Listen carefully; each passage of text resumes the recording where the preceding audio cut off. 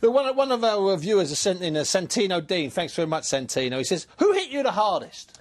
George Foreman. Big George. Oh, Big George. George hit me with one shot. When he hit me with the shot, my feet froze and the bell rung.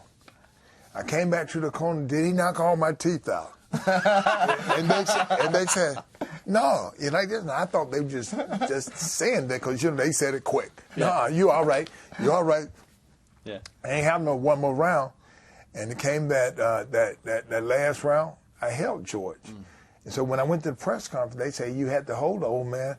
I said, well, yeah. I said, but let me tell you something. I beat him 11 rounds.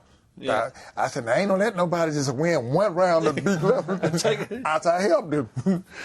And the boxing writer, this guy called David Payne, he says, if you could change one fight, what would it be? What would it be? I think he means the outcome. If you could just change one fight.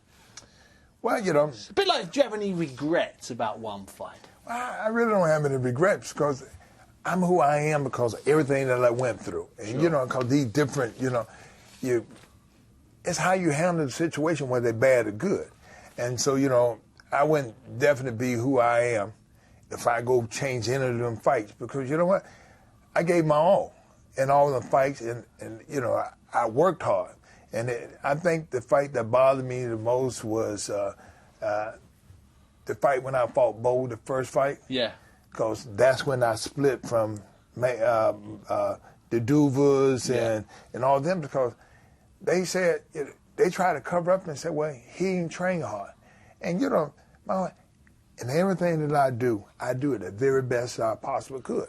Yeah. And it hurt my feeling, but I got rid of the whole crew. I said, if y'all ain't think I ain't trained, go. I ain't like no excuses. You know what? I went out there, did my very best, and Bo beat me at me trying to do my very best. So truthful. And finally, Dan Hunter, sportscaster, we talked about him earlier on. How good could Ricky Womack have been if he hadn't have found that unfortunate ending? How good could Ricky have been?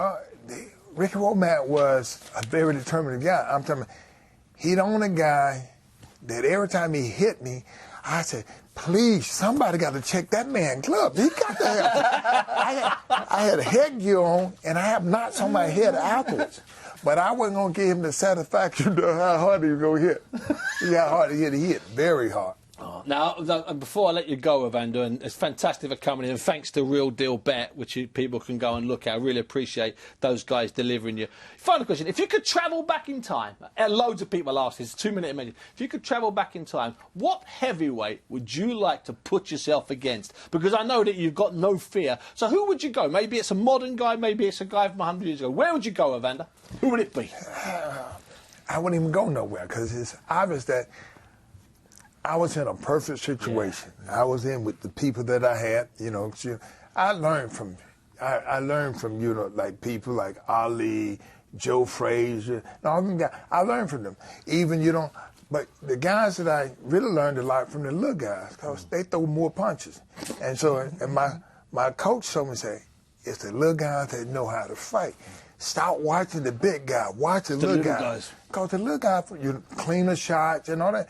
The big guy knock you down there. If he don't knock you down, he gonna hold you. He'll hug you for a while until you get a little bit more breath. So it's the little guys. So I watch the little guy. I'm like Sugar Ray Leonard. Roberto Duran. You're watching them learning from those guys. They move. They hit you and they catch you with good, clean counter punches.